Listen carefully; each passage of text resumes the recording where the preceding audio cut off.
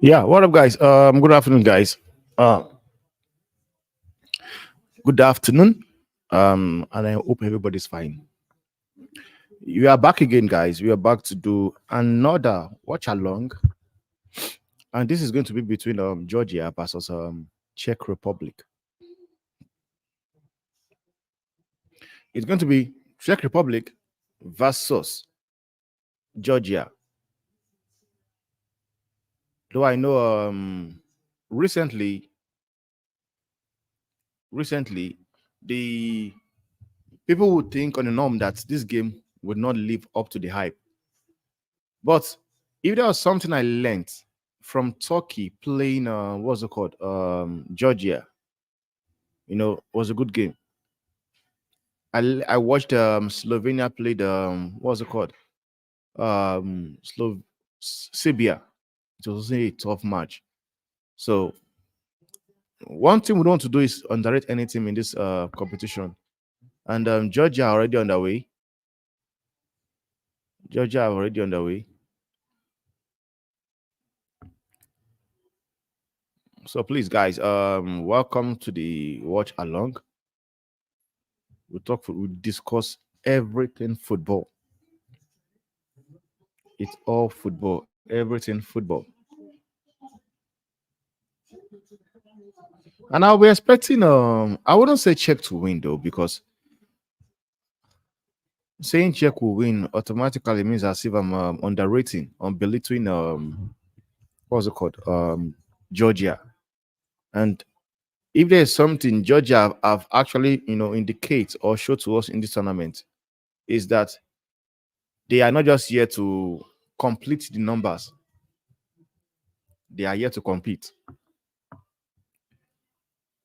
They are here to compete. Though Georgia might have lost their games, but it is not, they did not lose because they are a small team. No, far from it. They did not lose because they are a small team. Far from it. They lost because the other team, wanted it more.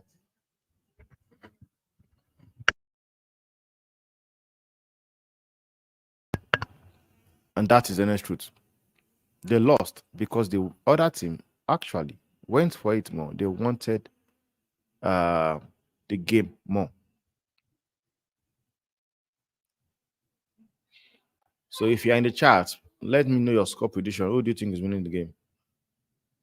Let me know. If you're on the chat, let me know. And we're also going to be talking about football in general. We have seen the shock. Oh, that's a good save. Wow, that's a good save. The game has already come to life. Check and looking and see if they want to get a goal here. It's a corner kick.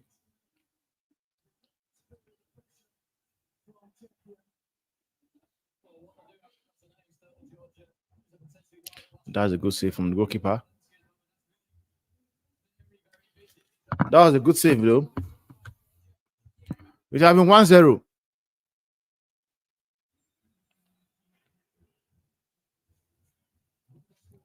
If you are enjoying the content, please, guys, subscribe, man. Subscribe. Check out over. Oh, they are all over Georgia here.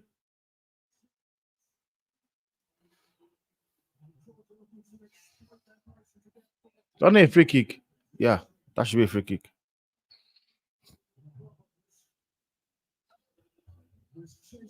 That should be a free kick. And yes, guys, please, if you are enjoying the content, please kindly subscribe. Kindly subscribe, guys.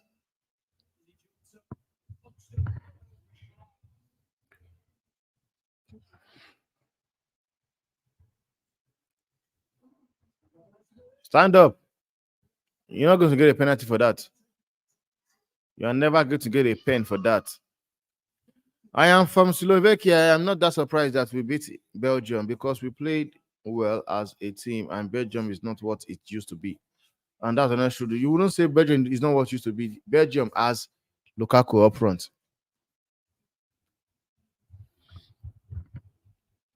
That is the only thing. Belgium have had what's his name?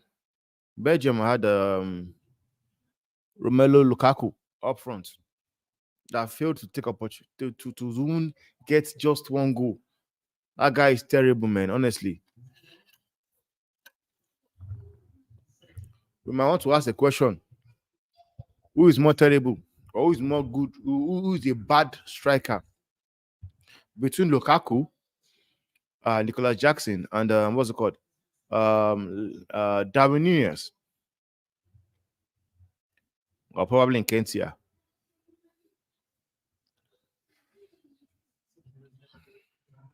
How the fuck is Belgium third place in the world when they can't even beat the 48th best team?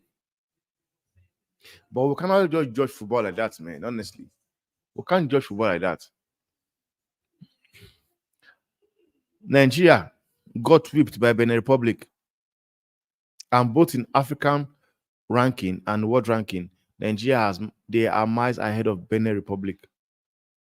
So sometimes we don't just look at football that way.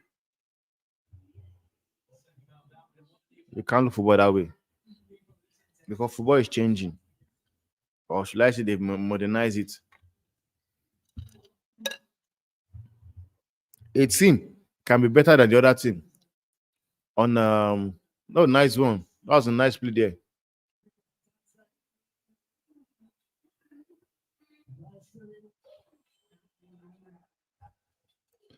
The yacht came to nothing.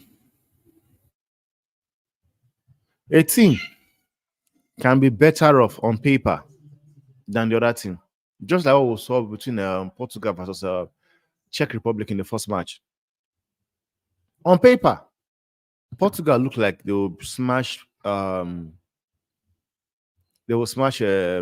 Czech 4, 5, 6, 7. But did we see? Because it was never the case. Czech even took a shocking lead. Like it took a miracle for Portugal to come back in that game. Took a miracle.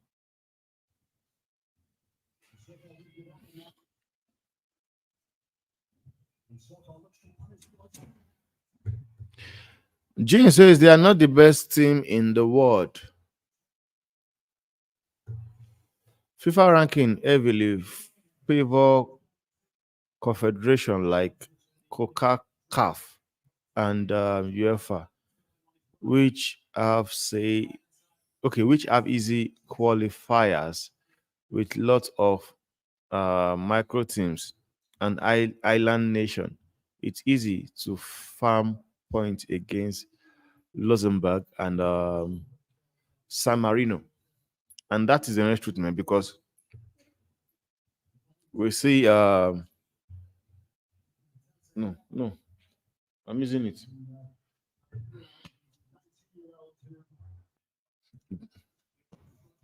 Mommy is calling you. Yeah, call again. You talking here? Ah.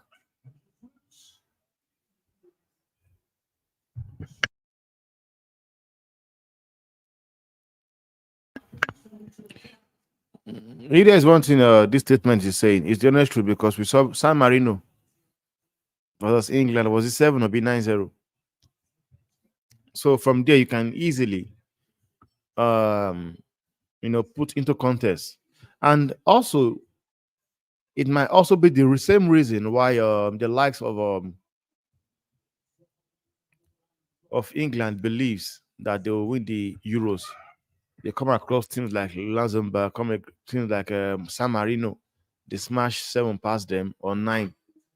Then they believe they are the favorites for the competition. Forgetting that San Marino is not the same level as what is it called? Czech, even Georgia as well.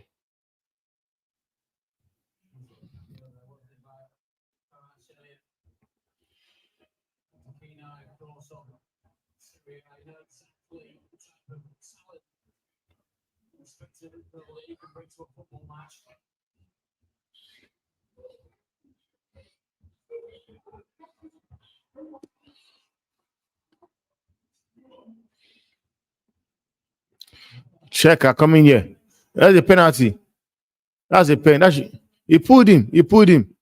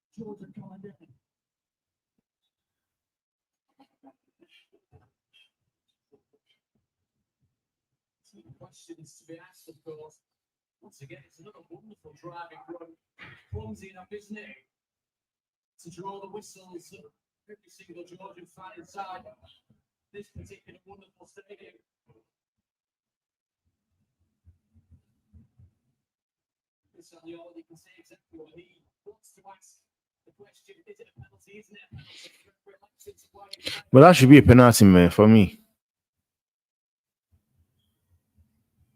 That is supposed to be a penalty.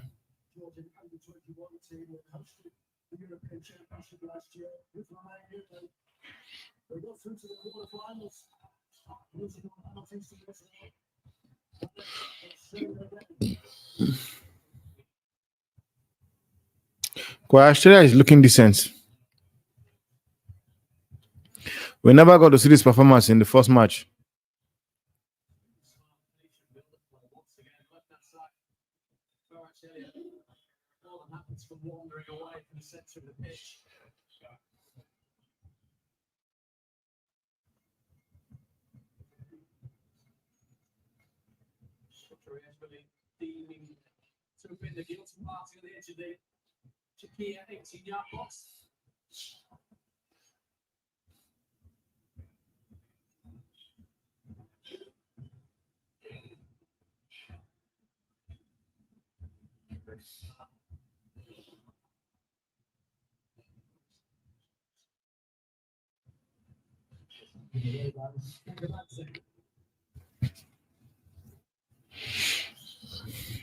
That's so far.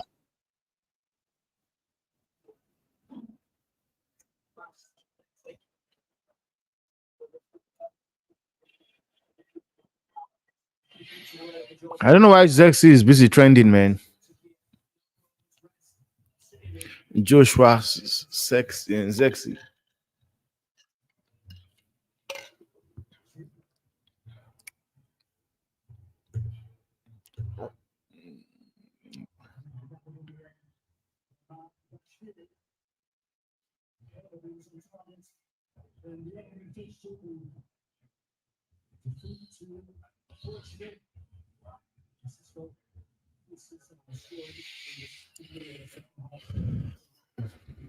I thought Portugal looked good at most parts. They need to sort out their attacking third play. It takes time, of course, but tough, far decision will have to be made. And that's the honest truth, man. I've seen people criticize Portugal, criticize the manager. Some people even go as far as calling him Guy Southgate. Like, I don't understand how people watch football. I don't understand they understand football, man. I really don't understand how some people watch football and you know try to also analyze crap about football. Tell me, how are you comparing Gareth Southgate to Roberto Martinez? I saw what Roberto Martinez did with Everton. We also saw what he did with Belgium. All of a sudden, Belgium started becoming a proper team, play good football and everything. because of Roberto Martinez. Portugal national team. Before now, what has Portugal been doing? What has Portugal been doing? Yes, they might have won the Euro 2006 16 with Fernando Santos. But go look at that team. Look at their style of play. They got the job done. Roberto Martinez have come to that same Portugal. And ever since he has come to that Portugal, he has played good football. Like in the qualifiers of the Euros, they had more goals. They are the team that conceded less goals. They only conceded 2 goals and scored 36. No other team, no other nation had that numbers.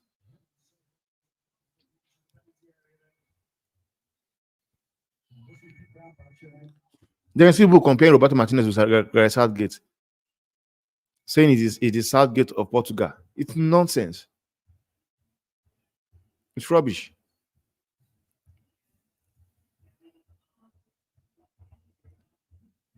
And to be fair, Portugal looked good.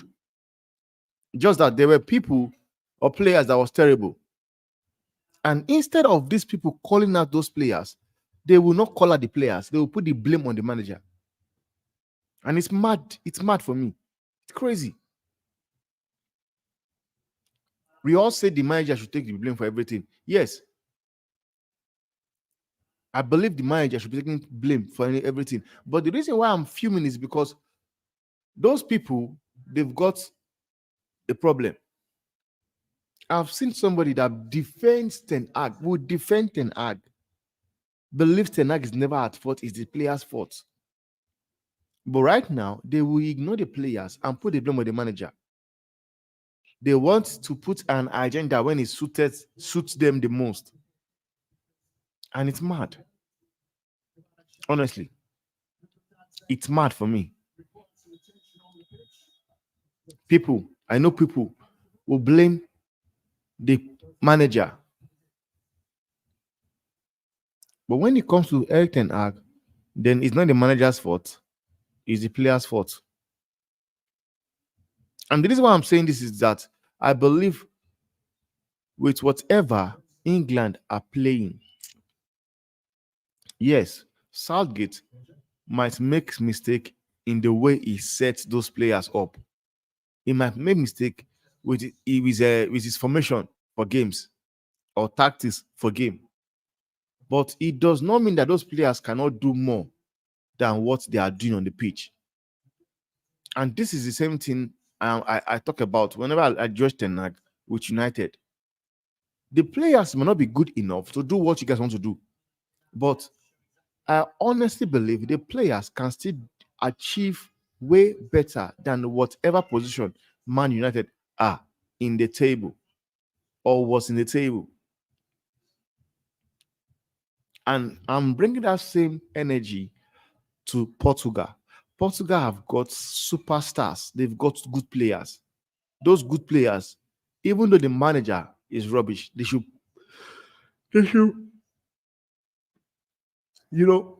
showcase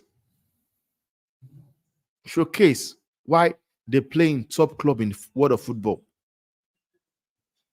That team that Portugal won the Euros with, that team is nowhere close to this team that Portugal are playing with. It's nowhere close. Nowhere close.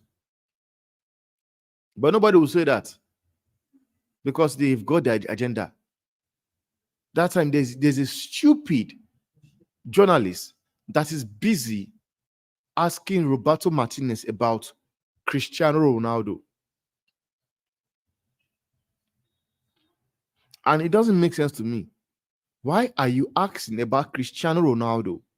There are other players you can ask about, or there are other things, other questions you can ask. And you ask a manager, it was being asked that if Why is he busy using Ronaldo? And if he thinks Ronaldo can undo playing 90 minutes for 4 days, and it's crazy.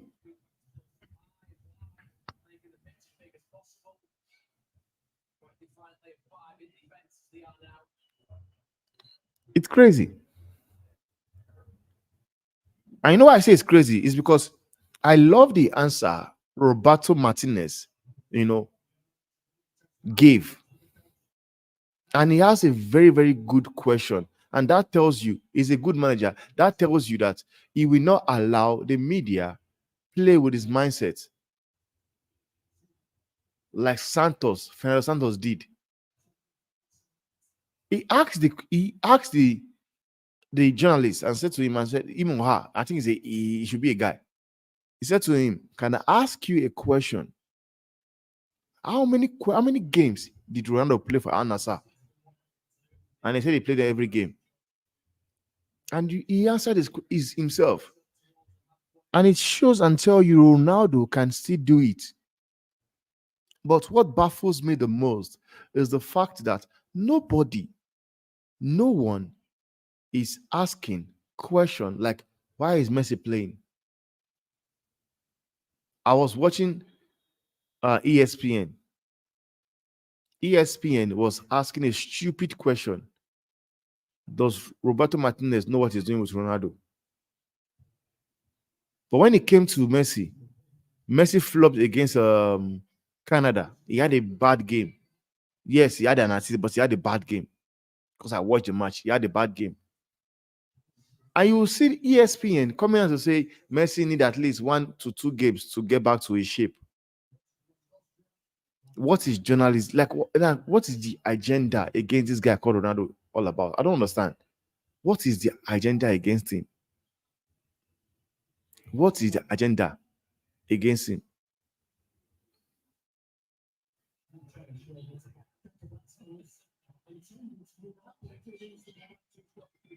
And I honestly know some few fans who are Portuguese questioning the reason why Martinez is busy using Ronaldo.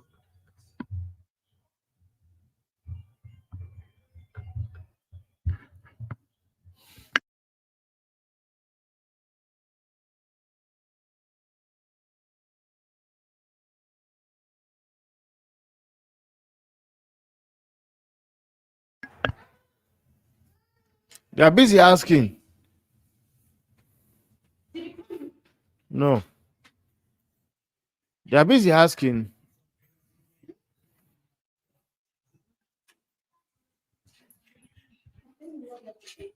And that's a go, man. Check, I've gone ahead. Check, I've gone ahead. But is it gonna stand?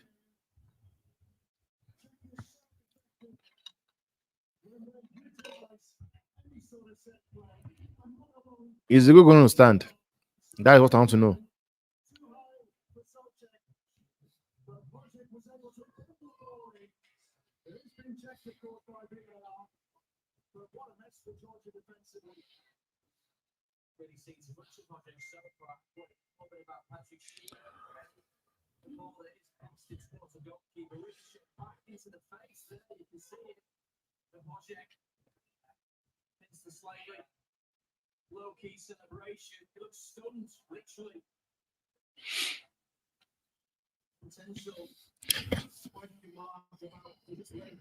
Is that going to be a free kick?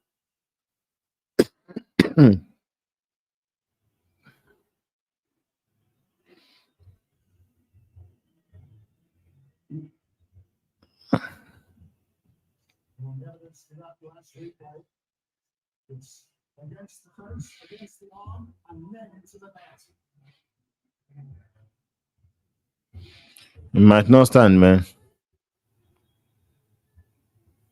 Handball. No go.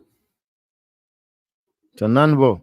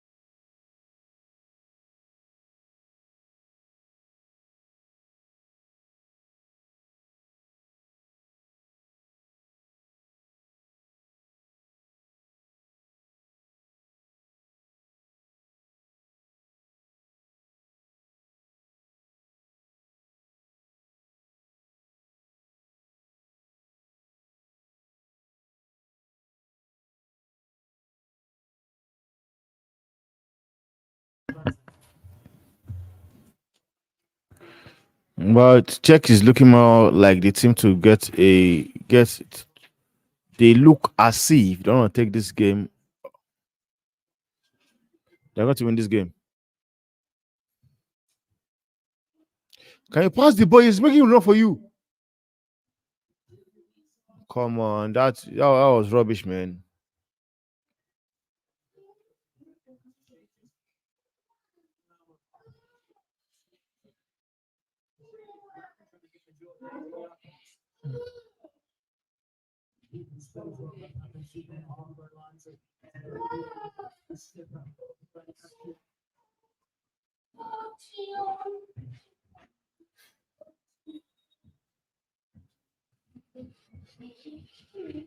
Yeah.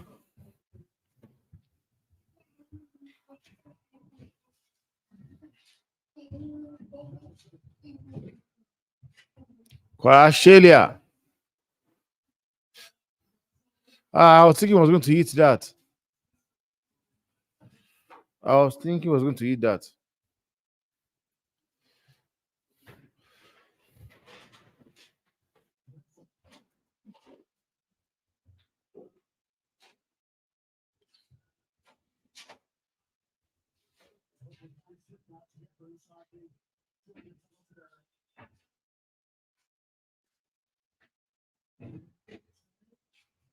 Whoa!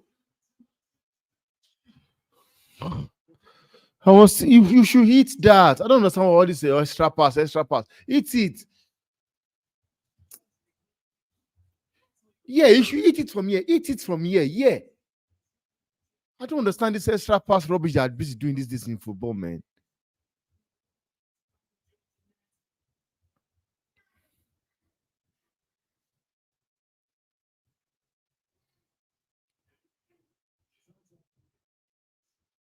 I'm glad Chelsea put out of the deal. You just can't play your best game for Palace and expect Chelsea to pay you for your performance in Palace. Come play and earn yourself that 200k plus. And that's another truth, man. Because one thing I've been about Olise is this, and people are not really talking much about it.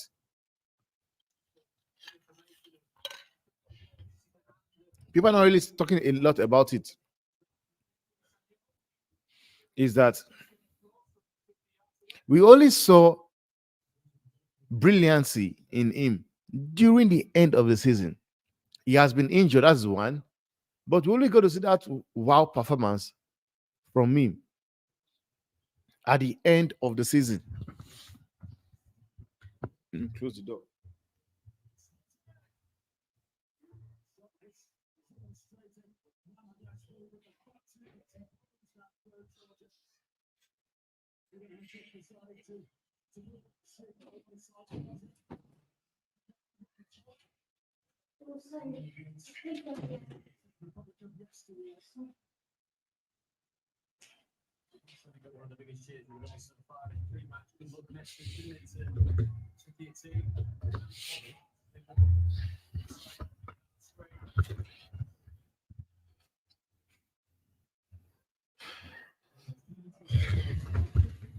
And that's something people are not really talking a lot about.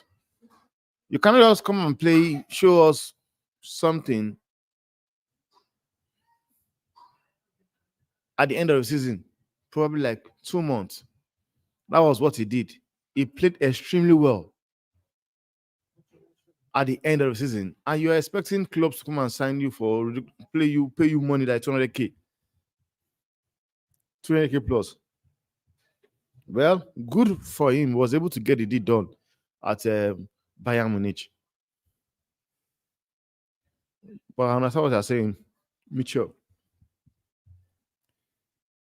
Kellyman is expected to be signing for Chelsea first team, or if the deal goes through, is not going on loan. Well, certainly a midfielder or two would be sold. Chelsea do not don't want to give to Chelsea. They know how to sell players, man. Southgate is clueless. He could barely get a job for championship side. Why the hell is he managing the national team? This is what I don't understand, man. You guys are going to leave Southgate alone. Honestly, you are going to leave Southgate alone. And it will be crazy how you guys going around criticizing Southgate and he ends up being the Manchester United manager. I'll be there for that, guys. It will be very funny how people criticize this guy and they end up getting him as a manager. Honestly. And I know you guys are not even ready for it as yet. You guys are not ready for it.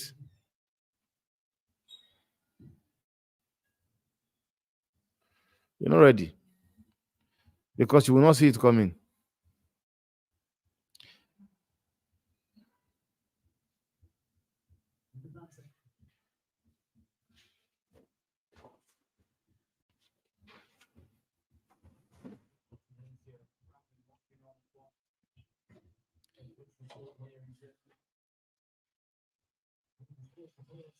If Southgate plays Foden on the left again, it should be instantly sacked. Kane is so effective when he has runners either side of him.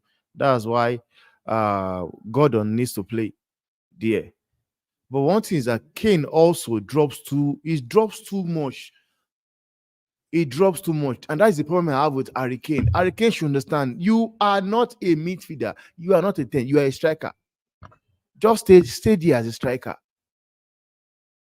And yet again, people are failing to understand it. Kane does not have that pace again. He does not have that pace he once had. He does not have that pace.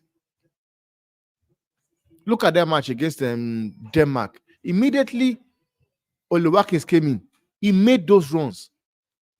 You could see that this is a player that makes runs and there is space. He does not drop deep down. He stays there, and you see people like Jude Bellingham looking for him. But when you come around, you keep dropping back. No, man. Kane needs to understand and stay in his role. He should stay in his role.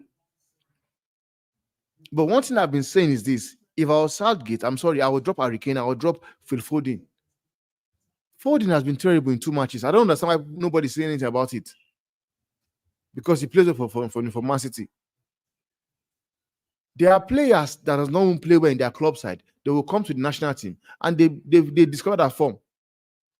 You will talk about people like Luke Shaw. Talk about people like Marcus Rashford. Marcus Rashford can be rubbish for Man U. But if he's given the opportunity to play for England, he will get a goal. And this is something we have noticed. Foden has been rubbish. He has been rubbish in this competition. But nobody will say that. Rather, I see people talking about Saka. It's crazy. I don't understand, man. In both games they've played, Saka was better than Phil Foden. Saka was better than Phil Foden. Now, everybody want to say something to make an agenda that suits what they want. You will see people like a Man U fan criticizing Southgate for bringing on Conor Gallagher ahead of Kobe Mino. But if we are going to be sincere and honest and drop this sentiment, Conor Gallagher is a better player than Kobe Mino. And that's the honest truth.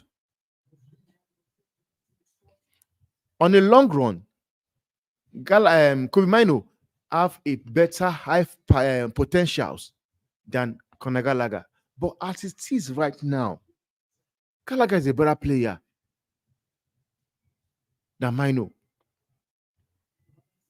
But the reason why I will criticize why they brought on Conor Gallagher is because I never felt Gallagher was going to come into that place and make the runs and automatically change that team, start playing good football. No, but it does not mean that Gallagher cannot have a say in a game.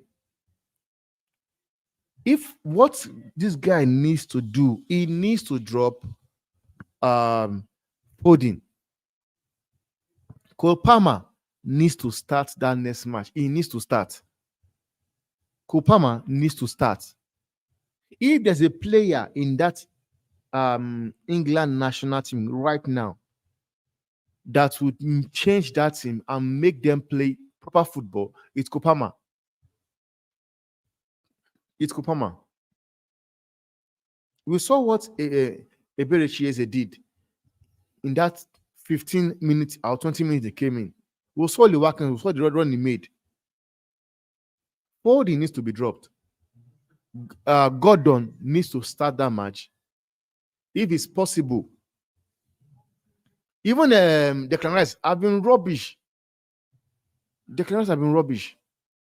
So Foden needs to drop for Anthony Gordon. It needs to be dropped. Then a player like what's his name? A player like Eze needs to start that match as well. And Cole Palmer. They need to start that match. Honestly speaking, if they have any chance of qualifying, they might qualify because they will qualify. Even though they lose, they will still qualify as in third place. Ralf Rangnick is playing the most entertaining football at Euros with a small country, but he abandoned his philosophy after one game at United. Rangnick would have stayed in United. He would have stayed. The person that did not make Rangnick stayed in United was Ten Hag. Yeah. Ten Hag wanted everything to himself. He wanted the power to sign players. He wanted the power to sell players. He wanted everything to himself. He did not want to have to share the responsibility with anybody else. He does not want to work under Rangnick. Because assuming he accepted, he was going to work under Rangnick. And one thing Ralf Rangnick have showed to the world of football is that he can spot talent. He can spot good players. Rangnick mentioned 10 good players that United should look into signing. They did not. And what happened? Those same players they did not sign, all of them, they've been signed by other teams. One of them is Akonji. Another one is Enzo Fernandez. And when I talk about Enzo Fernandez, I'm not talking about Enzo Fernandez signing from Benfica to Chelsea. I'm talking about signing from River Plate to Benfica. Julian Alvarez is another one. He mentioned so many players, and all those players he mentioned, they've been signed by other clubs.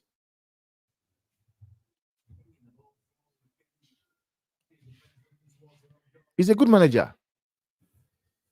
Erik ten Hag was playing a very exciting football for years with Ajax, but abandoned his philosophy after 2 games. This is the problem now about Ten Hag, and that's the honest truth.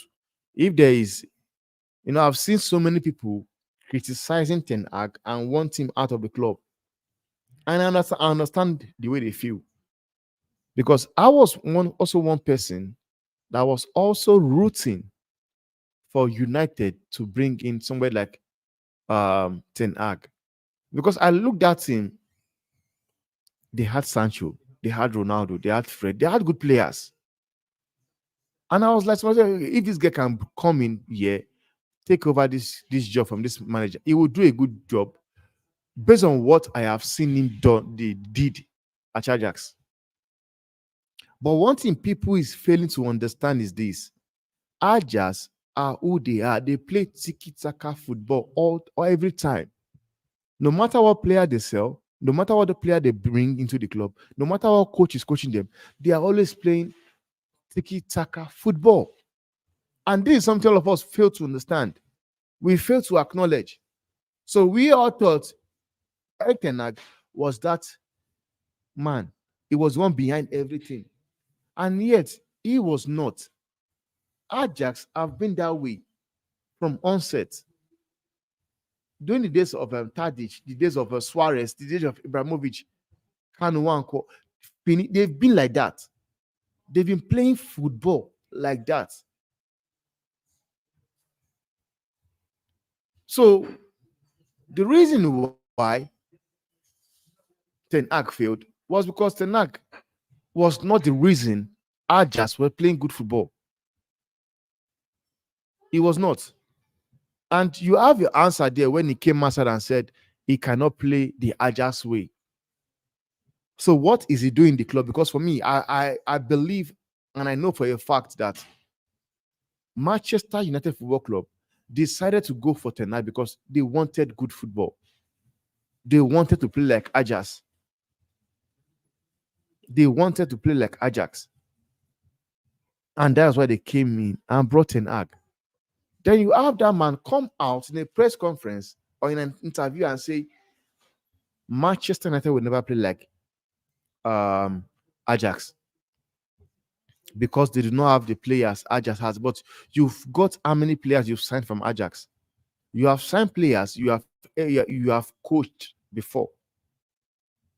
So what is the essence of going to clubs to sign players you've managed before? Because if you are doing that, you should be doing it because of the fact that yes, you know that this player works for you. If they play for you, they work for you again. Just like the way we see Conte talking about signing Lukaku. Yes, we might be saying Lukaku is rubbish. Lukaku is rubbish. But Conte knows how to bring out the best in him.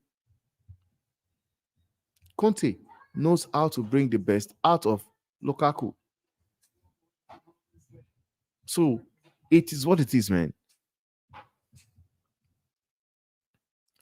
United is full of average players.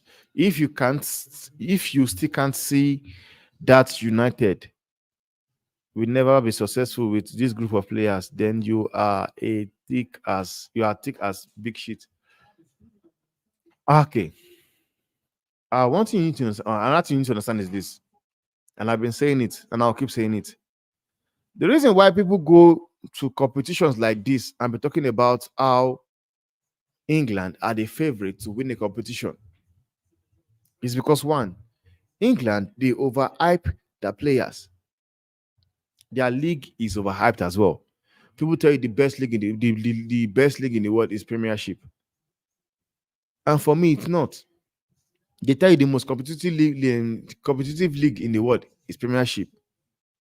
Tell me, how is the Premiership the most competitive league in the world, whereby Manchester City Football Club have won the Premiership for 4 times straight in a row? 4 times they've won it. Other clubs just come there to just as spectator. Because at the end of the day, at the end of the season, Man City are the champions. And you're telling me it's competitive. Serie A, in the last 10 years, they've had different winners of the trophy. Or let me say the last 5 years. In the last 5 years, they've had different winners. Inter have won, AC Milan have won, Juventus have won, Napoli have also won the league. But in the Premiership, let's go into the last 5 years and see who have won it. I think the only person that will come between them will be Liverpool. The only person or the only club that will come between Man City and the league will be Liverpool, and they won it once. La Liga, Real Madrid have won, Barcelona have won, Atletico Madrid have won. That is what you call a league that is competitive. That's what you call a league that is competitive. Then you have people or that support a team in the Premiership tell you that Ligue 1, the France League, is a farmers league. Bundesliga is a farmers league. Then England is what? The Premiership is what? Because in League 1, if we want to go in the last 5 years, there have been different teams that have also won that trophy. They've been Monaco, they have been Lille, and they've been PSG. Bundesliga will call the Farmers League. We saw it with a manager that nobody's all about. He goes there, he won the league, invisible, unbeaten. Bayer Leverkusen, nobody expected it, but he got the job done. Now, the reason why everybody will believe Premiership or England are the favorite to win, they've got the players one, but they have also overhyped these players. They've overhyped them. Whoa! Eesh. That was a good save. Or should I say that was a terrible take from the player.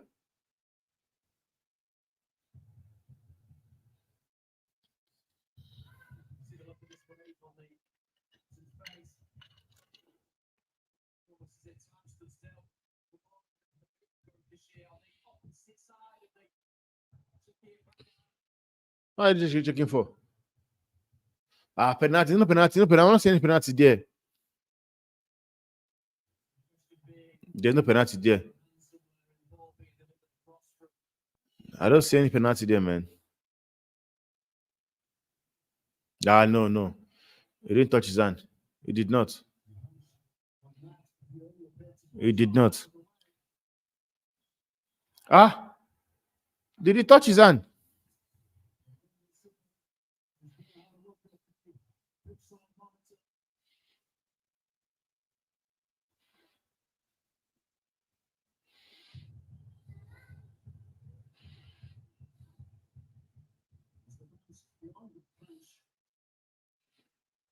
He has a pen. Yeah. It's a pen. It's a pen. That's a good call. It's a pen. This is what we want to see.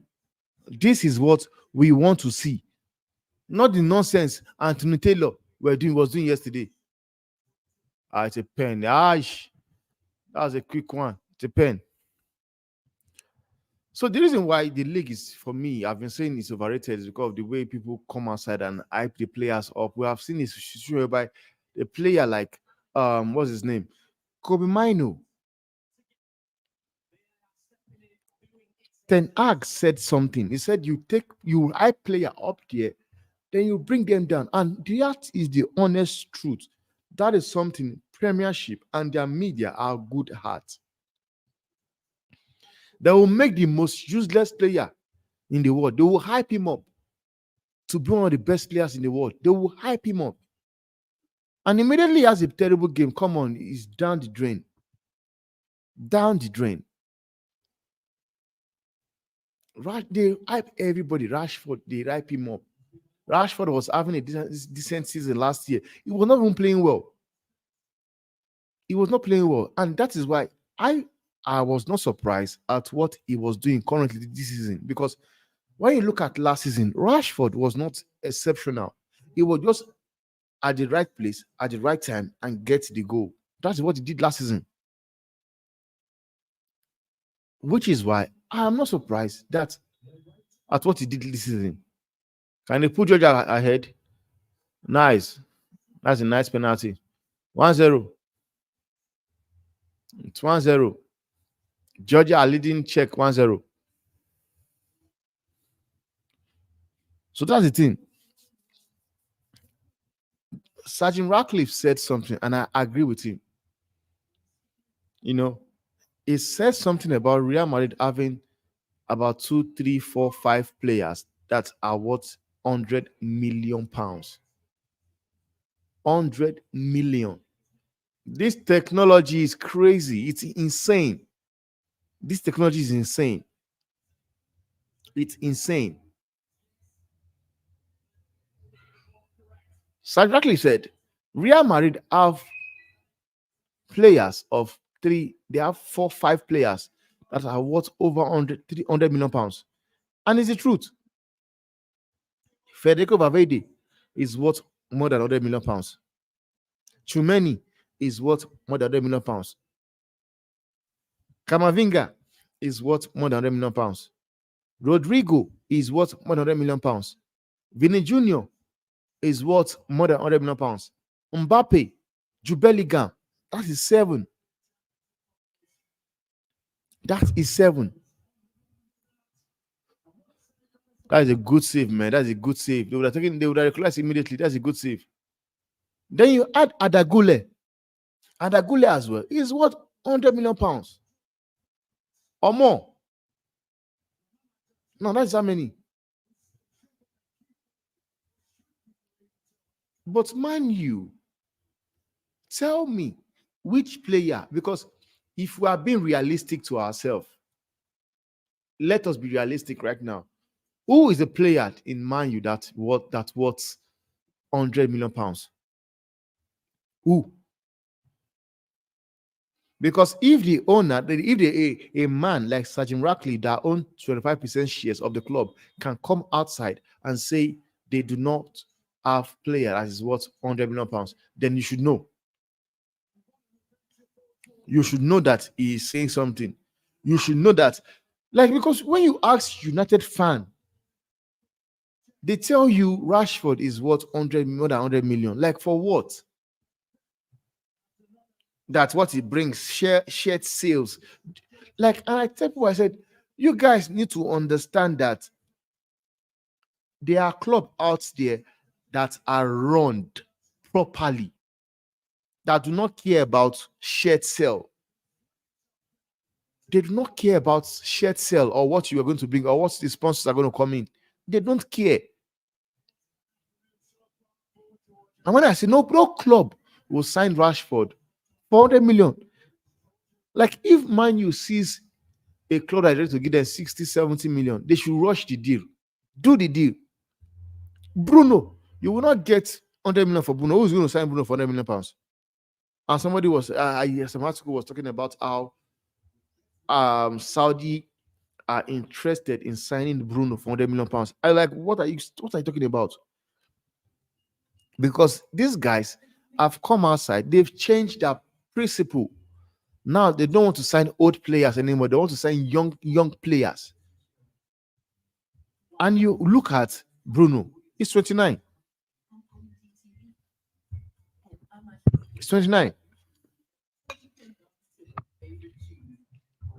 So nobody. But I do agree with what you said. United, what they have is average players. Average.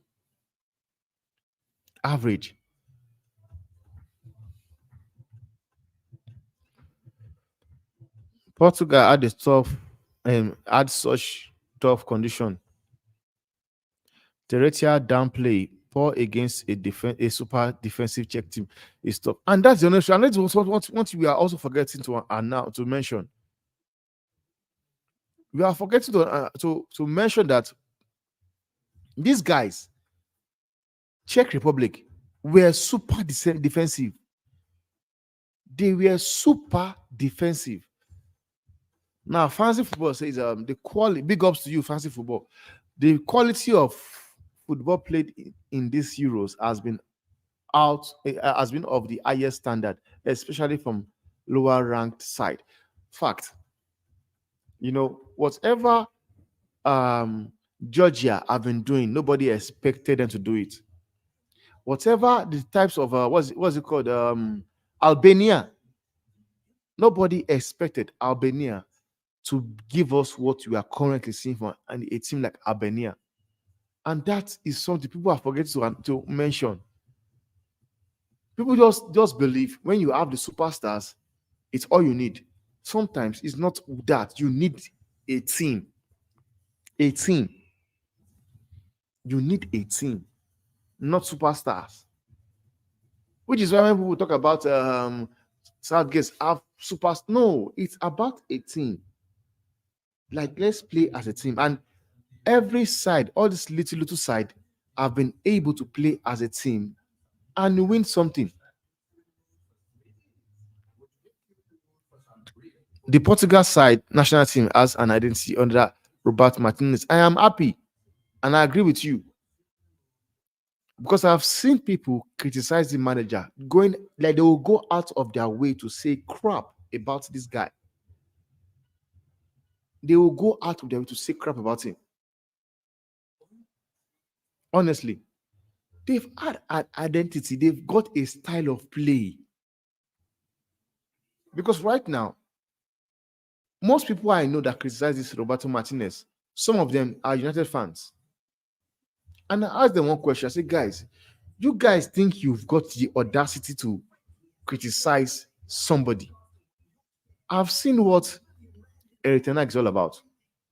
The other day when England played against Serbia, Ten Hag was criticizing Gary Southgate, saying Gary Southgate scored a goal and locked up the shop, locked up the defense. And I was like, dude, that is what you do. That is exactly what you, Eric Ten Hag, as a manager, that is what you do. And it's crazy. But sometimes you want to ask yourself, is Ten Hag really just saying these things or he's just trying to take a piece? Because I, for one, can never understand. This guy said something that United are the most entertaining football play like in the league. With the crowd they were playing. But look at it now. Georgia is leading 1-0. Who would have who would have said that Georgia will be beating Czech 1-0? They've not only played, they've been both sides have been good. Both sides have been good. Just that the keeper for Georgia, Mama Dasha, what's his name, has been, on another planet. He's really, doing everything he can to just keep his team inside the game. People saying Trent are crazy. Even in 53 minutes, he had the most biggest chance created and line breaking pass completed. Foden did nothing the whole game. And that is what I'm saying. Foden did absolutely nothing. Absolutely nothing.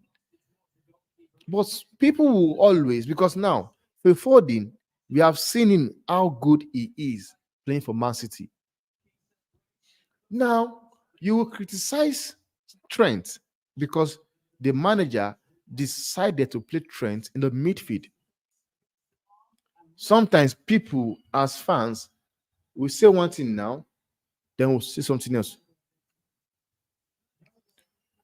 People sometimes fail to understand that one of the reasons why Trent is being played as a midfielder is because naturally he is a midfielder. It's just like when you see like a player like Scott McTominay, you know, getting goals for United. I'm not really surprised. And the reason why I don't get surprised is that Scott McTominay, before he came into the promoted to the team, he was a striker, which is why I'm not surprised when you look at his positioning. He has a better, he can make a better run. He has the better link of play. He has better positioning than even Rasmus Højlund, who is the striker of Man U. Which is why whenever sometimes the goal comes, the goal comes from Scott McTominay. Because Scott McTominay, he knows where to be, how to make the run. That's because he is a striker. He has this thing in him already. Which is why I always say sometimes Ten Hag should play Scott McTominay as a first nine or play him as a striker. Because me, I believe, I say it, and I stick to my word.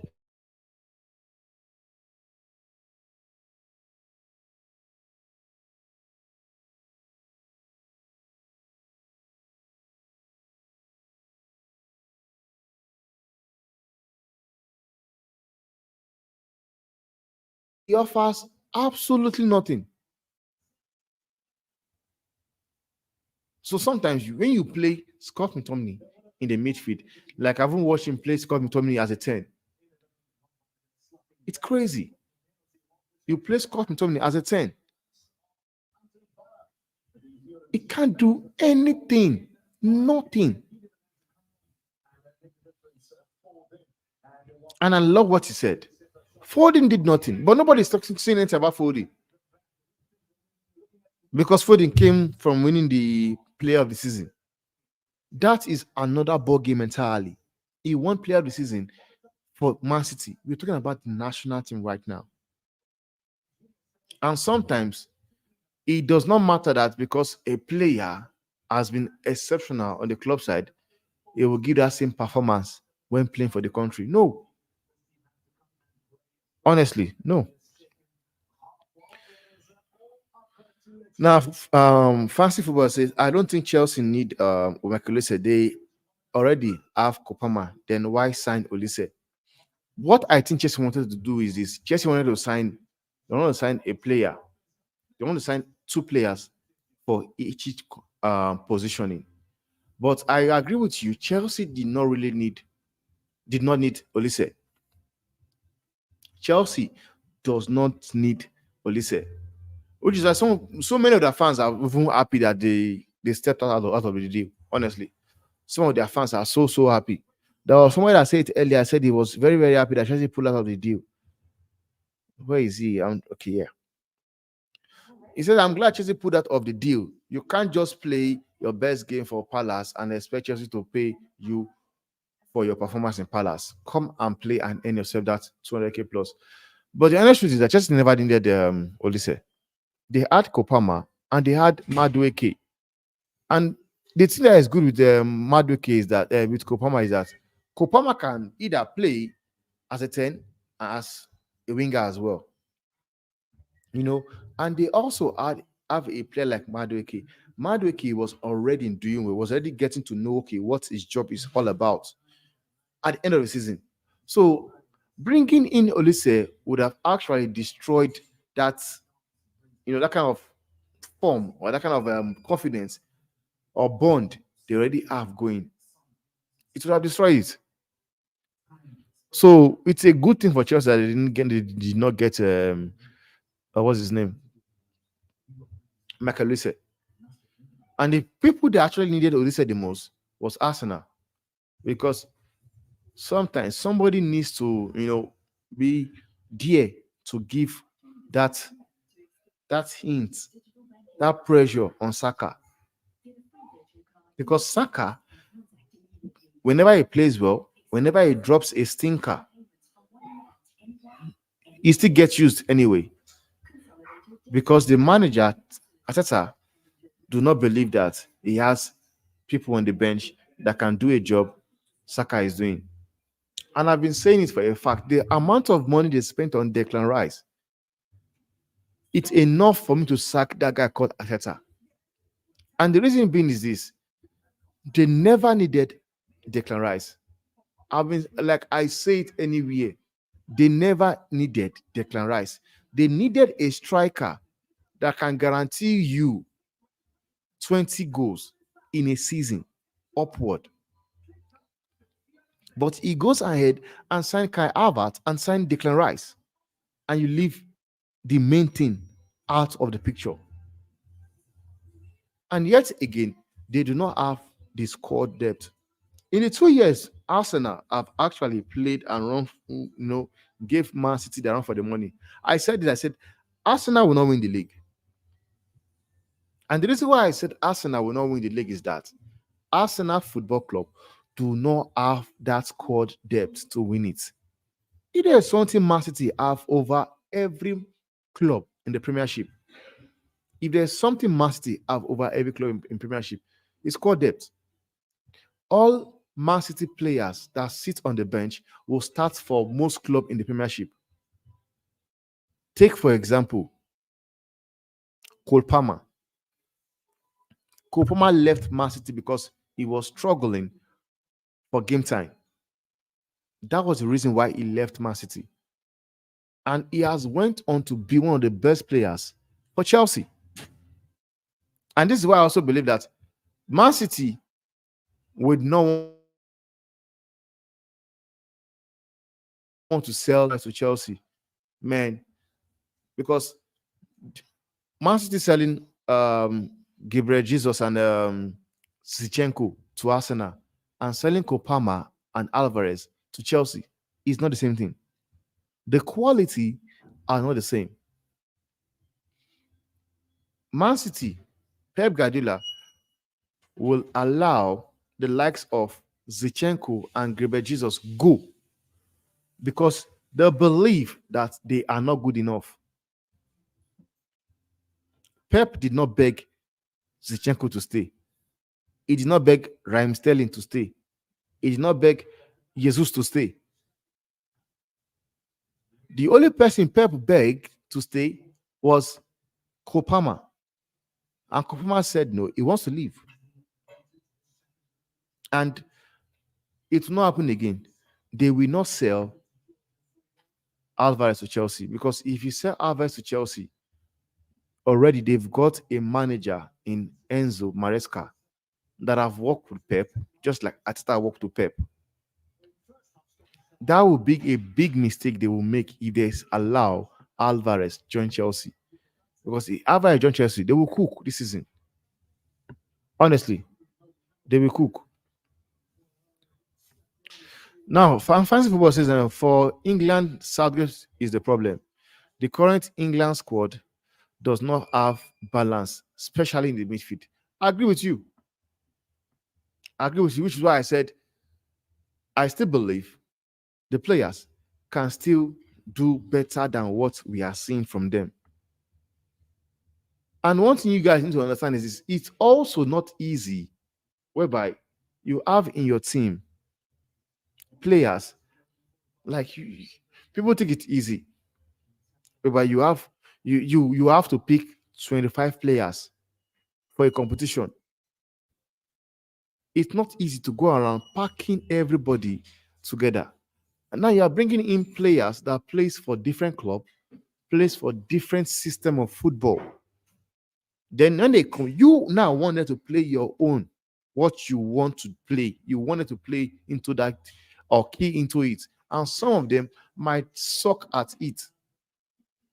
Which is why Saka, for me, when we rate both players, we rate Saka and Foden. Foden will always be Saka. Foden will always come out on top. But now, what Saka have done is that he has come and showed to the world that he can not only play a good football under Ateta, he can still come out in the national team and still play a good football, which means he can adapt to the situation. But for me, I honestly believe that this guy is not setting these guys up very well. And this is why I said I would drop Foden, Harry Kane, and Declan Rice. I will drop him as well. It will be, if I want to play, it will be what's his name? My formation is going to be Kopama as the cam. Then I put Bellingham and Kobe Mino. It's going to be Kobe Mino, Bellingham, and Kopama. Anthony Gordon, maybe Oli Watkins or Infantoni. Then the right side, Saka. Because I've got to start because he has indicate and show that no man, he can actually do it. He's performing. Playing Trent in the midfield is outrageous and shows lack of technical depth from Southgate. Then it says, no manager will work under any other manager. Take it, and that's the honest truth. That is the fact. That is the honest truth. But if you're talking about Ten Hag and Ragnick was not going to be the manager. He was going to, I think, and take over the consultant role, which is the sporting director, the kind of work Joe Wickos is doing. That's what he was going to do basically. But take it, that's the honest truth. No manager will work under any manager because I've seen stories whereby they said United are looking to bring in Gary O'Neill from Wolves to come and partner with come and work under Eric Ten Hag. No, I don't think it will happen. It will never happen. Even the way Vincent Company reads right now, let's ignore the fact that he has taken.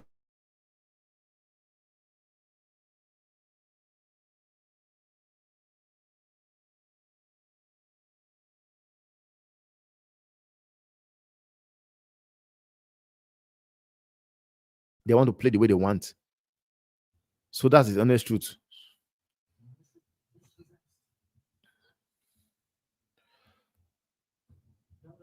That is the honest truth, man.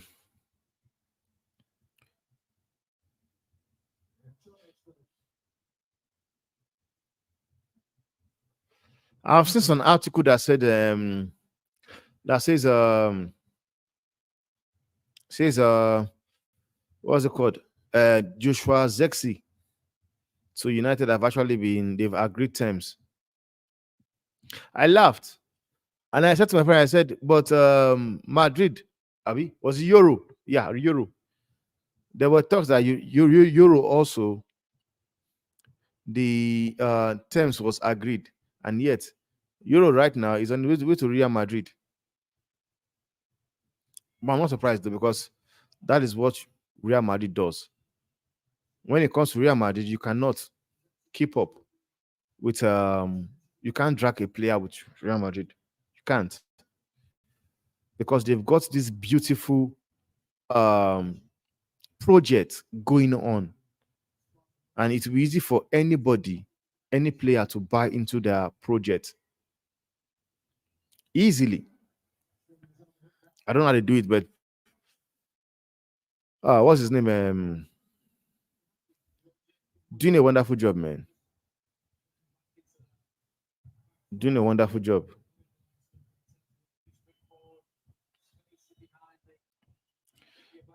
Doing a wonderful job.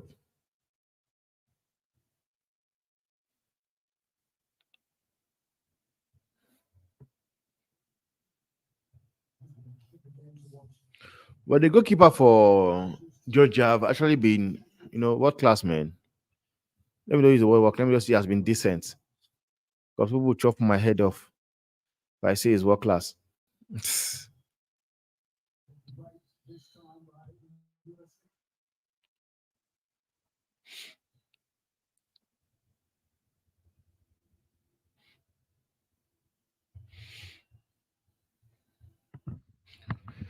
After 50 minutes, it's Georgia 1 and Czech Republic 0. But nobody will actually believe that Georgia will be yeah, talking about beating Czech Republic. Because on paper, and in terms of world recognize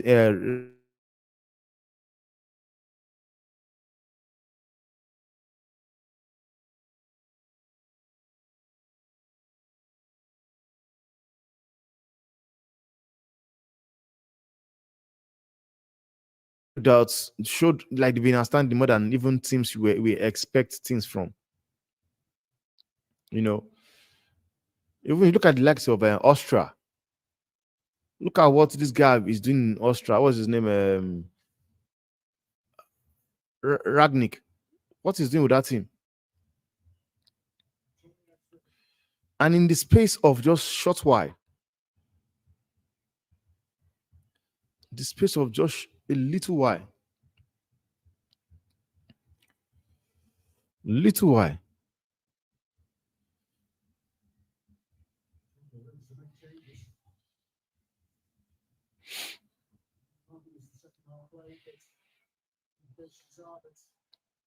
and Czech are looking very, very good right now. They're looking as if they want to, get that goal that brings them back into the game.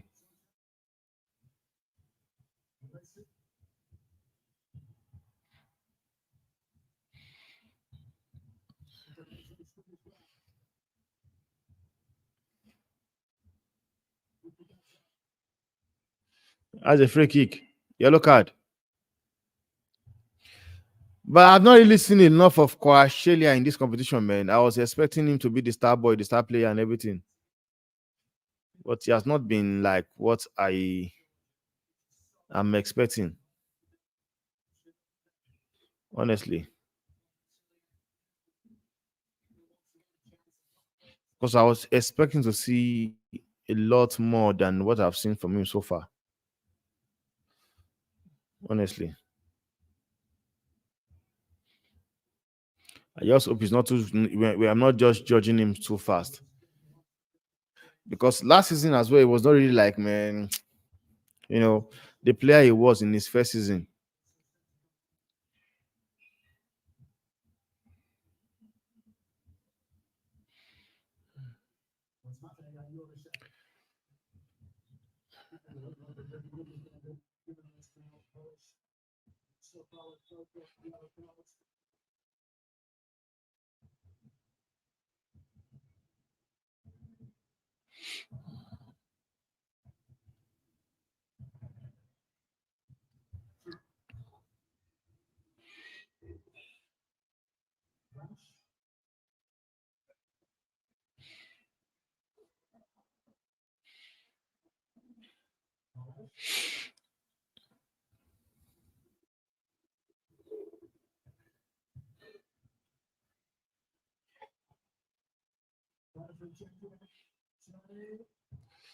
Oish, that should be a corner kick. Outside.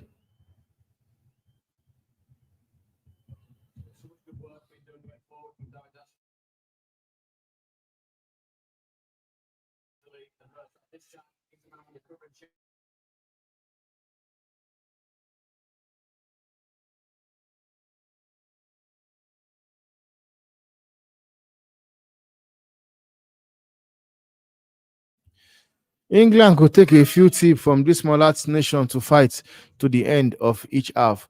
No passion from England players. That's what I'm saying again.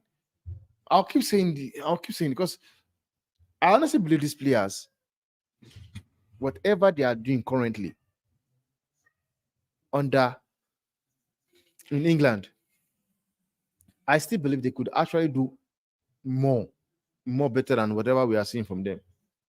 They could do more better. Which is why I'm not really putting the blame on the players, on Gas on Southgate.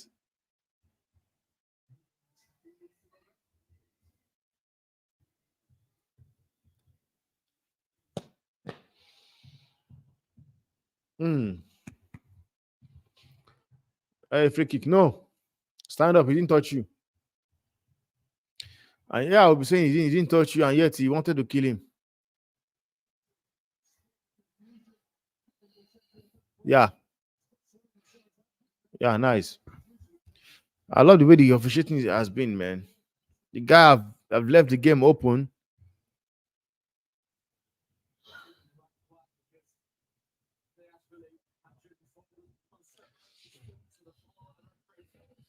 We don't need to drop Trent or Foden.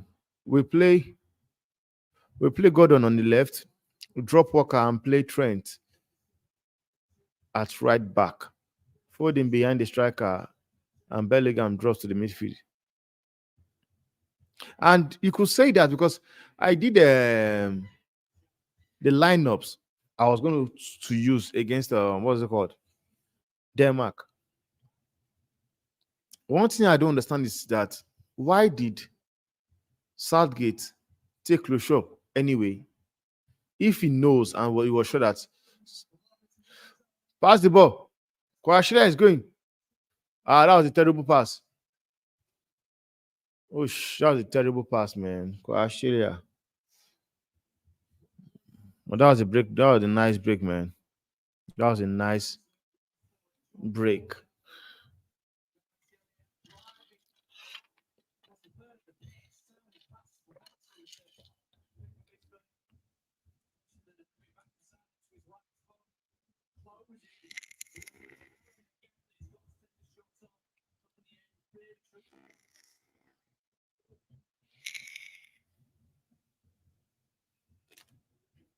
Another player that will be a goal. Another player that will be a very, very, very good goal.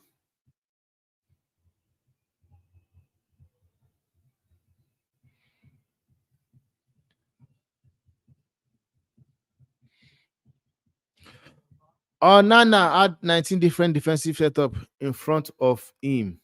I think he did very well under those conditions.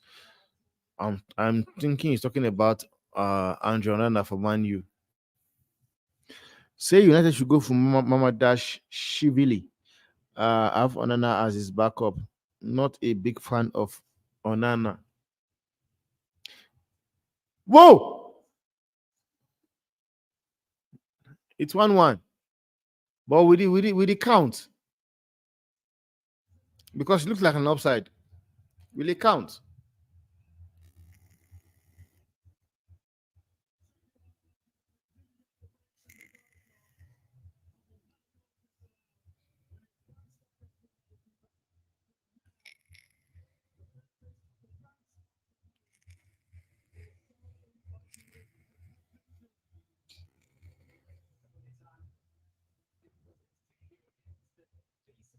Will it stand? Because it looks like offside. Okay, no, it will stand. It will stand. It will stand. It's a go.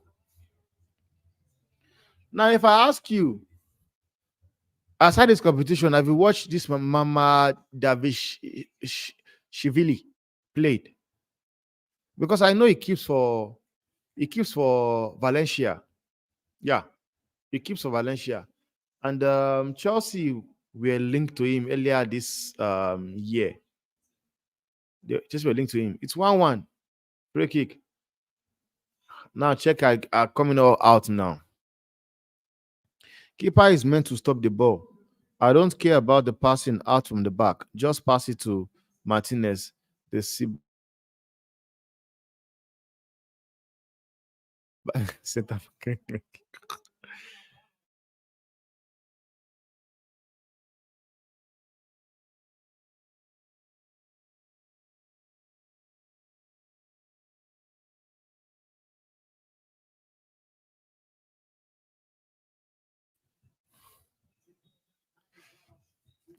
Olise Bayern for 40 million. What is still okay?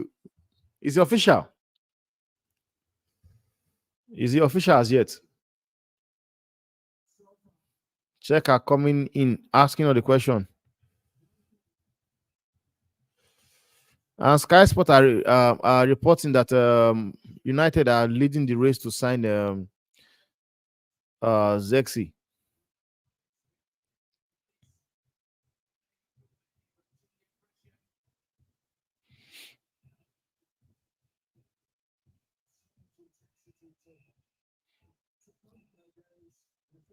It's another corner kick for Czech Republic.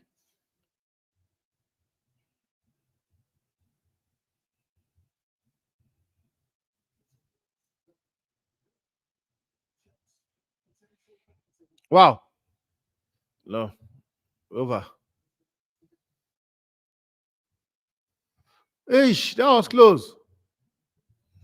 They almost got the second one. And it says here, Man U are leading the race to sign Joshua Zexi.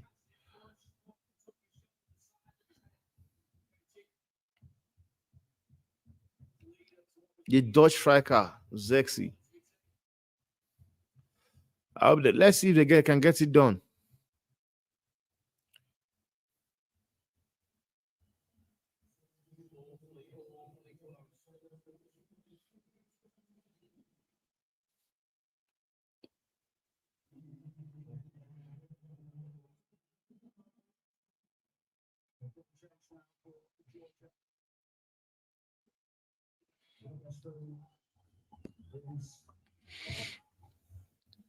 Ahmad Diallo.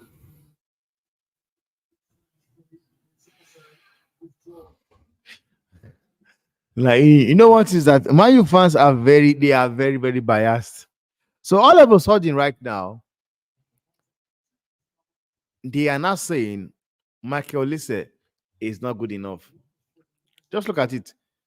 It's calm. We have Ahmad anyway.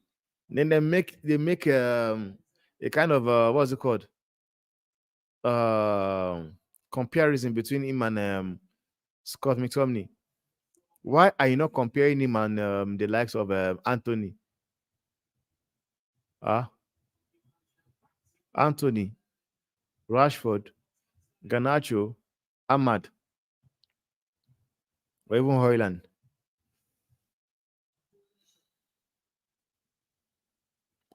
They are a boss loser, man. Chiesa, would you take Chiesa at Man U? Would you take Chiesa at Manchester United? Because it has been said that Juventus could offer Federico Chiesa to Man United in exchange for Mason Greenwood. So it's going to be a swap deal. So would you take Chiesa in exchange for uh what was his name again? For Mason Greenwood? Because Juventus really, really seem as if they are really interested in this deal, man. They are really, really looking serious that they want this deal done. They want that deal done.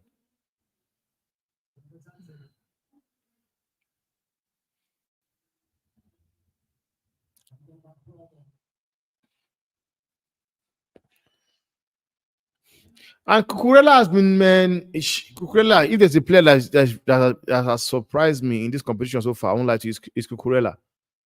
Cucurella has been, man. You know, you can easily say the best left back in this competition is Cucurella. And I hope he takes that to the opening season, man, and he did not get injured.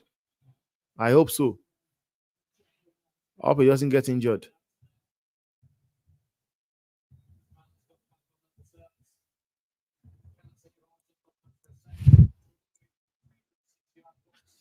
It would be nice to see Cucurella play football again.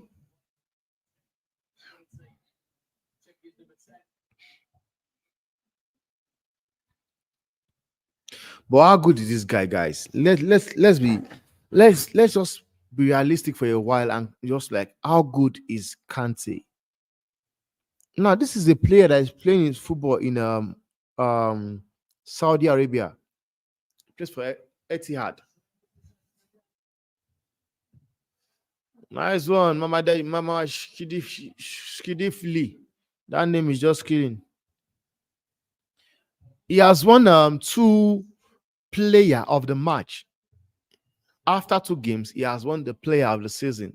Sorry, player of the match twice. What a player is he? Is he a very good player? But I'm sure Chelsea are probably regretting selling him. Kawashelia, I've not seen.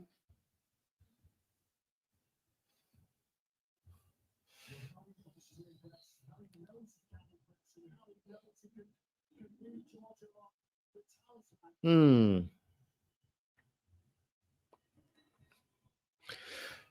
His dad wants him out of his dad wants him out of what's it called? Out of Napoli.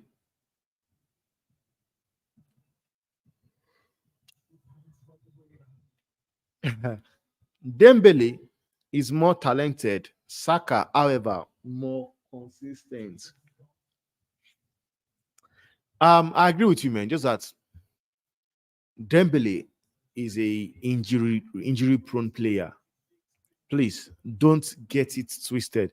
I saw somewhere where somebody was comparing was he Olise to Neymar? Olise to Neymar. It's crazy. Like people get to forget what Neymar was all about. And it is very, very it's disrespectful to see people comparing Neymar to Michael Olise. It's madness. It's madness, I tell you. It's madness. The other day, we were even having an argument about Vinny Jr. and what's it called? Neymar as well. Vinny has been good, man. Vinny has been awesome. And on paper, if he wins the Ballon d'Or, I know you will not be able to like compare both players because one has the Ballon d'Or, just like we were talking about Messi. Messi being the GOAT and Ronaldo is not the GOAT. You understand? I do believe both players are the GOAT, man. They belong there. They honestly belong in that conversation. Honestly, that's the next truth. But what I would say is this: even if Vinny Jr. wins a Ballon d'Or, I know I'm a Madrid fan, but deep down me, I know um Neymar is a better player. He is a better player than Vinny Jr. But one thing Neymar, you know, failed to do was, you know, have that consistency. Because I was expecting immediately Neymar left Barcelona for PSG. I was expecting a different player entirely. I was expecting like to also see more of what he did at Barcelona. And I also believe Neymar Jr. was dropped of a Ballon d'Or. He was dropped of a Ballon d'Or. In 2015, 2016, Neymar should be winning the Ballon d'Or. I believe it. So even if Vinny Jr. still wins the Ballon d'Or, I won't still talk about him and say, man, he's a better player than Neymar. No, I wouldn't say so. I will not. Just like I've seen people also saying, I won't did a poll and Vinny won convincingly. People would rather have Vinny Jr. in their team over Mbappe. I can understand that because Vinny offers you a lot more. He will offer you the work rate. He does not stop running for the ball. But do I believe that he's a better player than Mbappe? No, I don't. I do not. And that's the next truth, guys. I do not. So you saying Dembele is a good player, no doubt. Saka is a good player, but Dembele is a better player than Saka. Just that when we're talking about consistency now, that's where Saka comes in because Saka will always be fit. When he's used, he will deliver. But with Dembele, he has to be fit and free from injury to deliver.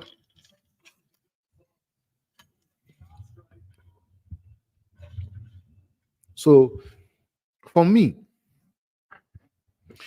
if aside the fact that we had Ronaldo and Messi, the one player whereby if you're talking about football has been unfair to somebody was Luis Suarez. If we want to say Ronaldo, Messi, then we want to make it a three people or three players. Let me say three players, great players of this generation. It will be Suarez for me. I'm sorry. It will be Suarez. And this is something people don't really know about this stat. Do you know that Luis Suarez was the only player that was able to beat Ronaldo and Messi to the European Golden Shoot boot? Luis Suarez is the only player that did it. And he did not do it once, he did it twice. Suarez was a very, very, very good player. Suarez is a better player than what's his name? Eden Hazard. I don't want to know what you want to talk to me about. Suarez is a better player than Eden Hazard. That's the next truth. If you feel you can argue it, come, let's have the debate. You can't win the bottle job. Hurricane does not show up in big games. So slow. And that is what I'm saying. You are forgetting that this guy is also growing. You know, the hurricane of Dele Ali and Yugume Son is not the same thing. It's not the same. The hurricane of what's his name? Son and Dele Ali, it's not the same. He's also dropping pace. But yet again, people overhype him as well. The best striker in the world. Blah blah blah. Kane does not work for England team no more. The players around him aren't the right fit for him, and Kane isn't the right fit for this team system. Like I said, Kane needs a player like Gordon, a player like Marcus Rashford, Raheem Sterling. Because if there is something those two players do, or these three players I mentioned, they've got the pace. They've got the pace. And whenever a player like Harry Kane drops deep, what you can never deny is that Kane passes. He has some crazy passes on him. Harry Kane has some crazy passes on him. Like there's some passes Harry Kane will give here. You would think Harry Kane is a midfielder. You would think it's Andre Pello. So he would need a player like Marcus Rashford, Raheem Sterling, and since two of these players are not here currently, then he would need a player like Gordon, because Gordon has the pace. He will never stop running. Foden does not have the pace. Saka does not have pace of Gordon. But I will love to see what Gary Southgate will do in their next match. I would love to see what he will do in their next match.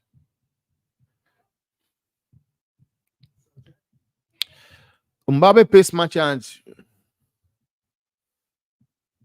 Tandy says Mbappe pace merchant, Ronaldo good, Yamal crazy Dembele and good crosser. Wow, Yamal, that boy. Sometimes I still cannot believe he's just 16, man. What that boy does at 16 years old, 16 years old. I hear people talking about criticizing a young player like Kobe Mino, a player like Ganacho, and for me, I always say something. If you can play on the pitch, then you can take criticism. To be criticized, you should be able to do it, because you cannot play in a team, you shine, everybody compliments you that you are excellent, you are good on the pitch. Then when you drop a stinker, people come tell you he's still young. He's still young. I'm sorry. We all know you are still young when we're busy giving you the praises. Prediction for Slovenia game. Joe Gomez, him, the GOAT. Let's we forget to break his duck off the bench with a bicycle kick from the halfway line to set up Bukayo Saka.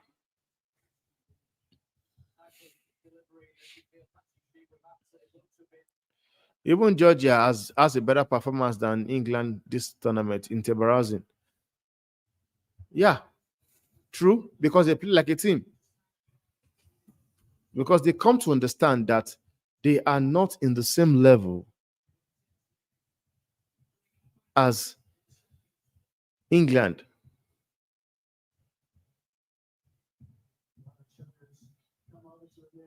Honestly.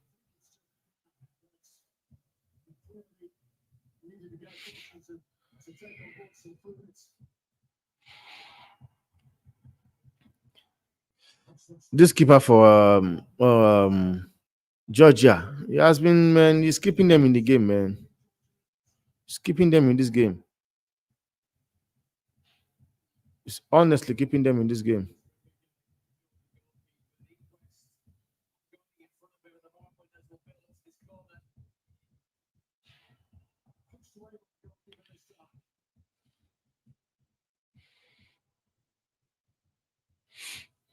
But I love the game so far. Game has been it has been lovely to watch.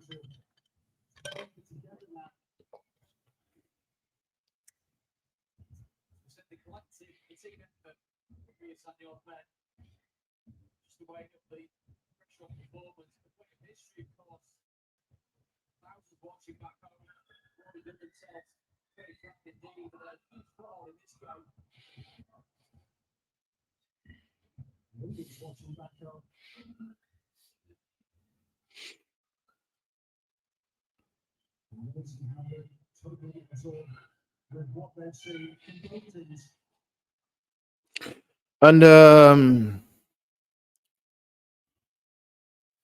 check, I'm making a substitution.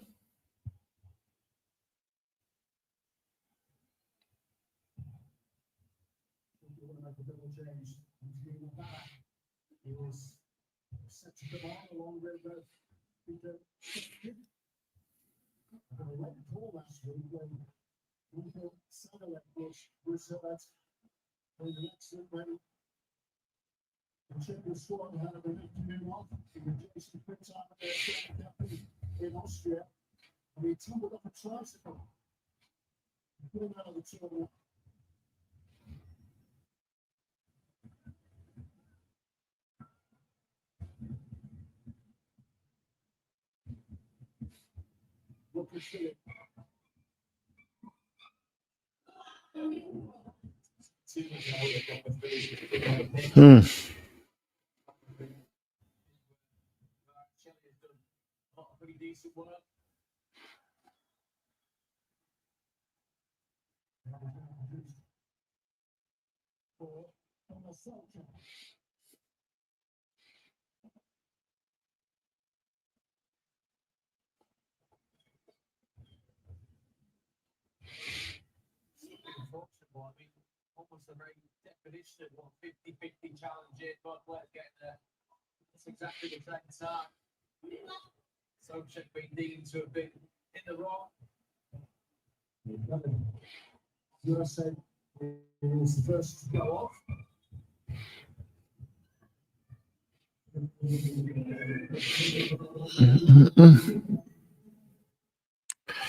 Still 1-1, 10 minutes to go.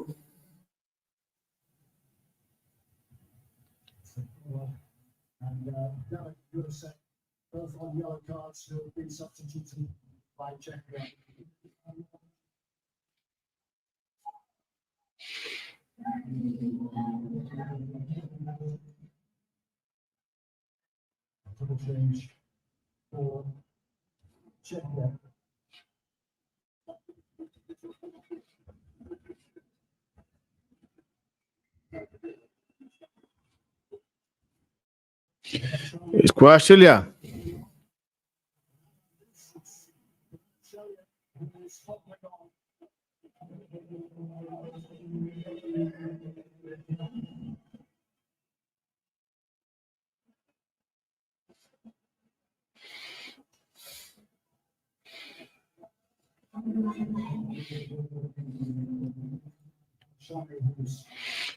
It's been interesting to see what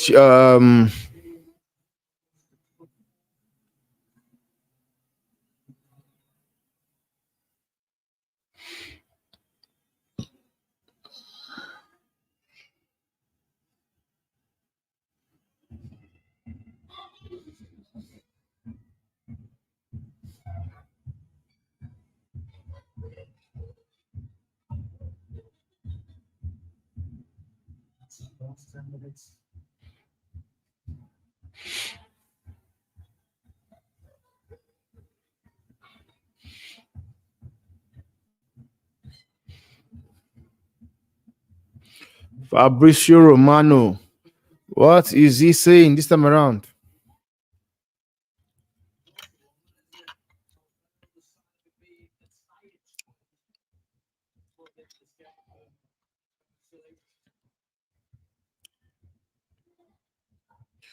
What is Pogba trending for?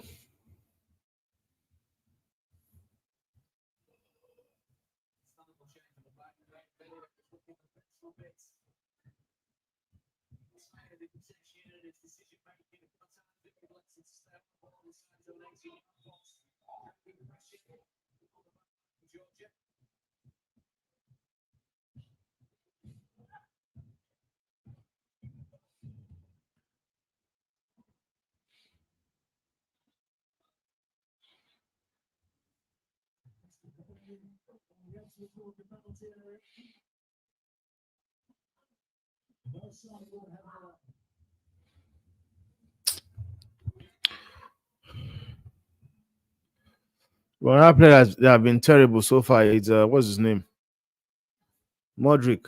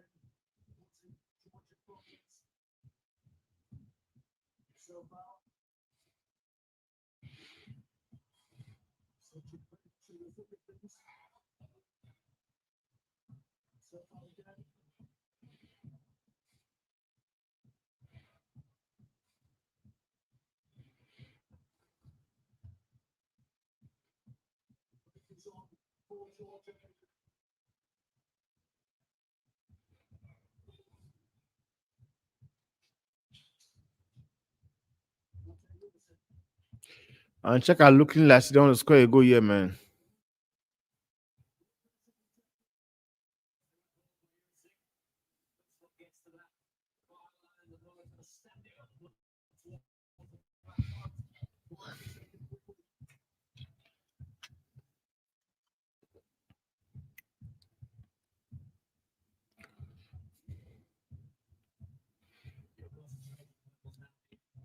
Yeah, and this is coming from Fabrizio Romano. Fabrizio Romano says this. Bayer have informed Crystal Palace already yesterday about formal process to trigger the release clause for Michael Olise. 45 million fixed fee for Crystal Palace, 5 million in add-on. Also part of the deal. Personal terms agreed yesterday over 5 years deal.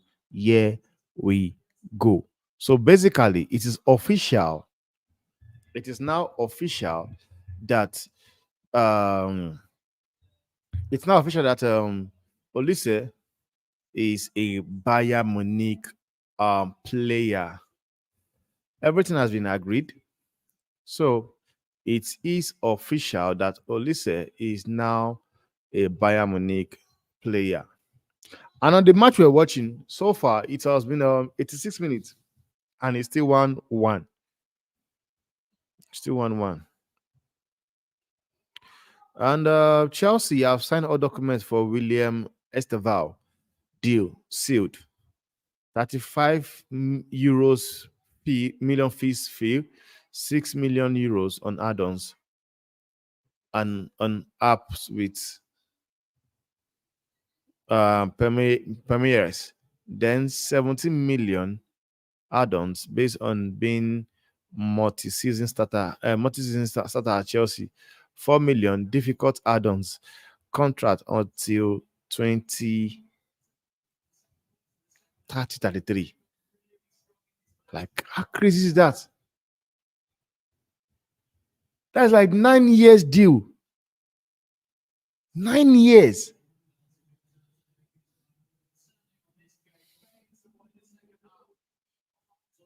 9 years.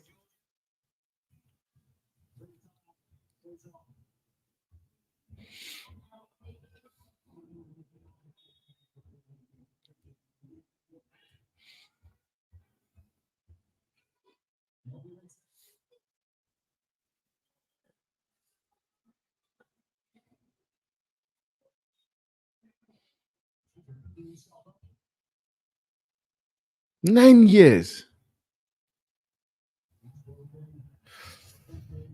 Wow. Chelsea. I don't know if it's a good deal, but Chelsea, I've gotten a man. And Martin, an update on Ian Martin. Ian Martin set to undergo the medical test as new Sevilla player this week. Chelsea just gave permission to proceed with medical at Netherlands camp. 37.5 million fee to Chelsea. Players contract agreed, almost agreed. Waiting on final details. Here we go soon. But I honestly believe that this guy would have done better, man. Would have done better at Chelsea. Marcus Rashford, brother and agent. It's hard to sit and watch you. Oh, I saw this comment when what he made. You know, this is one thing I always talk about. Sometimes the people who have around in our corner does not help us in any way. Honestly, they don't help us in any way. Rashford has been rubbish all season, the entire season. Rashford has been crap. And based on who Gareth Southgate had to pick, so you are telling me that he should have taken Marcus Rashford as well over Anthony Gordon, over Palmer, over Bowen. Make it make sense. Just make it make sense, guys. How many minutes? Additional time. 5 minutes additional time. Atletico Madrid are moving to the final stage of Robin Lima deal. Then it says negotiation advancing with Russia. Personal terms all already agreed last week. Atletico scheduled new round of talks with hope to get it done by the end of the week.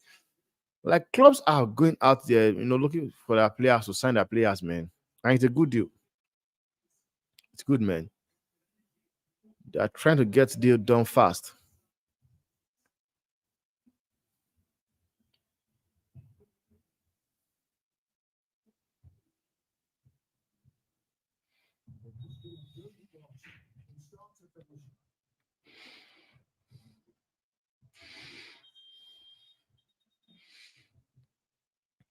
The city transfer fee are becoming because of Neymar, because Barcelona to PSG had to believe that was 7 years ago, and no other transfer even comes close.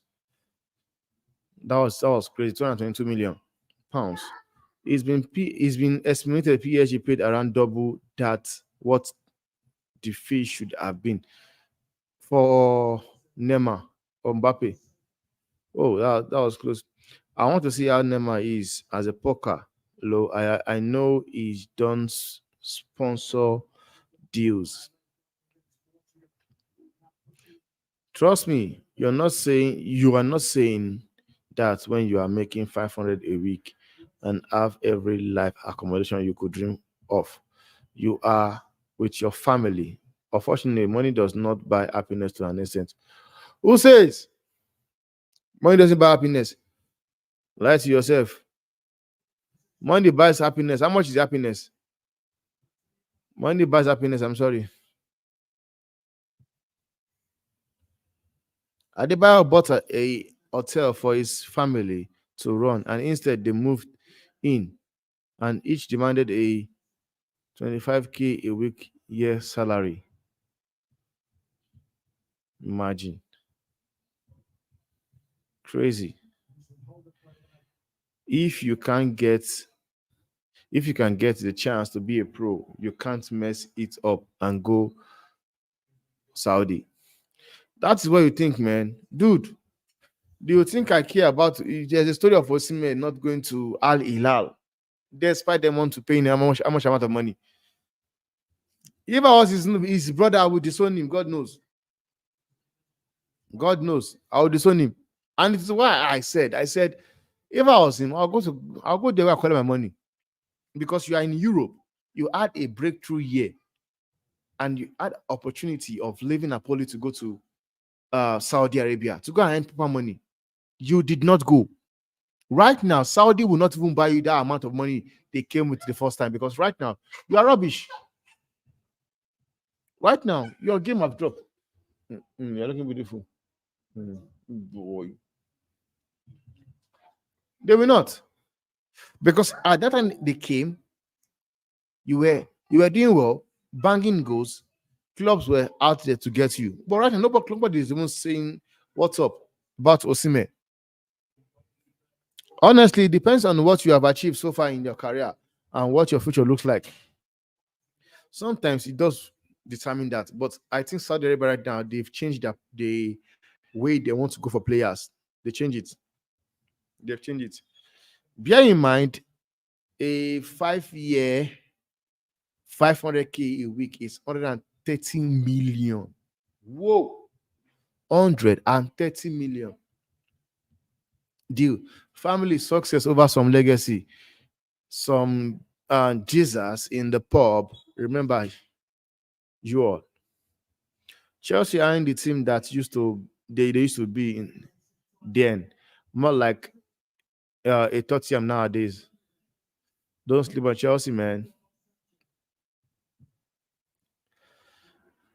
Yeah, making money is hard, and with football career is short unless you know what you earn for family after the. Oh, come on! How have you missed? How have you missed that? How have you missed that? How has he missed that?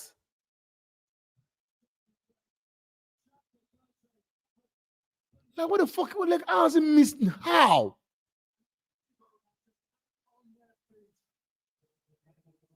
Lord, how has he missed that?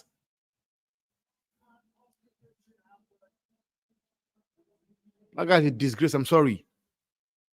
How do you miss that opportunity? How? Yeah, yeah, making money is hard with football careers is short unless you know what you earn for family after retirement. Then gonna save for your son slash daughters. Think about it that you could give your parents 100K with each a week, still pocket 300K a week. Are you rubbish, man? I'm sorry, you're rubbish. Nonsense. It's not like you're not earning enough in Chelsea, though, right? At the end of the day, football players are already overpaid. Fact. Your kids could also be absolute dickhead with an insane amount of money they did not work for. I'm sorry, it does not mean anything. 1 year of Chelsea wages will see your family set for your life and the entire lifetime. How big is this guy's family and how much money does he need? As great as a great football in Premiership, you already earning generational wealth for your family. More money at the point would be less valuable than what your name is. Even billionaires can go broke. Legacy forever. I am sorry, man. Legacy. Fuck what you're talking about. Legacy. What is legacy? What is the legacy without the money? What is the legacy without the money? It's nothing. I'm sorry. I'd rather have money over legacy. It's as simple as that. I would rather have legacy over money. Sorry, have money over legacy. Who did legacy help? Well, that is the end of this watch along, guys. I'm going to take a break. I'll be back now for Portugal for South Turkey. Thank you guys for being here with me. I appreciate it all. I appreciate it all. Thanks for watching, guys.